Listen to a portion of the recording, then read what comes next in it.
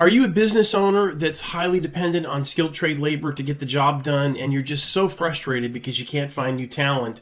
So much so that your business is not growing as fast as it could because you just can't seem to find enough people.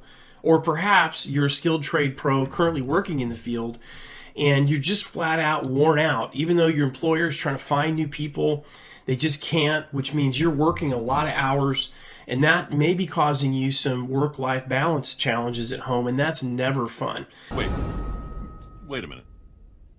What did you say? Well, if either of these scenarios sound familiar to you, stick around for a couple of minutes. I'm going to share the 3 reasons why this is happening and what you personally can do about it.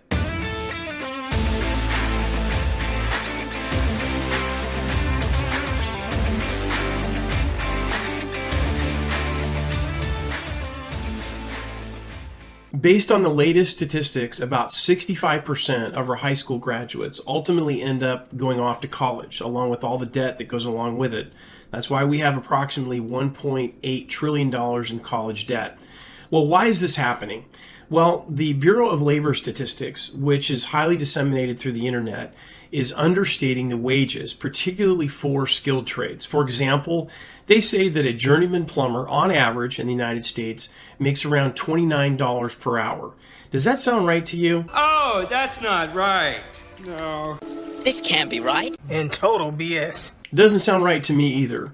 And this is one of the main reasons why we're having so many problems finding young folks to check out skilled trades. Our mainstream media, public schools, and our colleges are more than happy to push this incorrect data out just to get butts in the seats in the colleges, because it's a big business. Well, the butts are in the seats. Let's get some butts in these seats. So as promised, I'm going to talk about the 3 reasons why the information that we're getting from our government about skilled trade wage data in particular is either very late to come out or incorrect. And at the end of this video, I'm going to share what you can do to get in the fight to help get some changes made with our government and how they report on skilled trades. Does that sound good to you? Does that sound good to you? That sounds good. That's a great idea.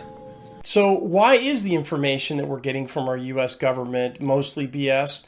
Well, let's engage our BS filter and take a close look. Engage.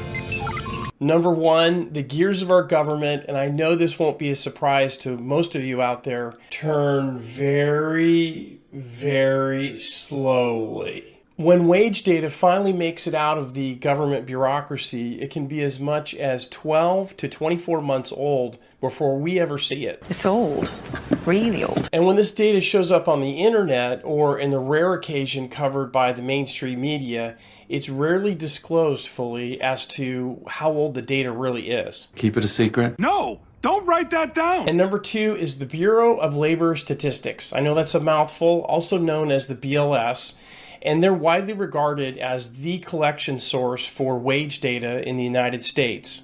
Unfortunately, until we can get some changes made, the BLS relies heavily on mail-in surveys that go out to thousands and thousands of U.S. businesses in order to get their wage data. It's called junk mail. The subject of mail-in data collection has come up several times in the last few presidential election cycles. And what's widely understood is that data collection, especially by mail-in when it's voluntary, can be subject to inaccuracies at the very least, and in some cases, manipulation. Well, I noticed something funny about the mail-in ballot. An estimated 10,000 uncounted mail-in ballots. And third is the college bias that says you cannot get ahead in life unless you get a 4-year college education. And this bias has infiltrated mainstream media for sure, and many government agencies, and the BLS is no different. And now they've taken over. Years later, the government took it over. I mean, it's like he's taken over my brain. This college bias has really helped fuel the narrative that you just cannot make enough wages in skilled trades to make a good living. And the result of this is 65 to 69% of our youth end up going to college based in part by inaccurate wage data. I can't believe it! I can't believe this! So how do we as Americans make these changes about our wage reporting before we run out of plumbers to keep sewage from running out into our streets? I know that sounds a little extreme, but it could happen. Or we run out of electricians who keep our data centers on so we have access to email and texting and Google and YouTube.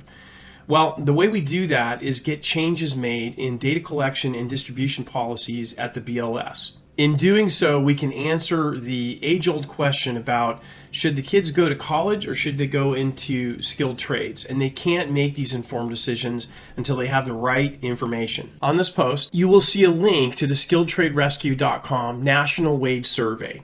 And our goal for the survey is to collect wage data as well as working condition data from about 10,000 skilled trade professionals from all over America. Once we have this data, we're going to compile it and hopefully, with our coalition of the willing, present it to Congress. And Congress, since they hold the purse strings, we're hoping that we can get real changes made at the BLS and get the information that's being put out there correct. And in doing so, we're going to help young Americans answer the age-old question, should you go to college or should we check out a skilled trade?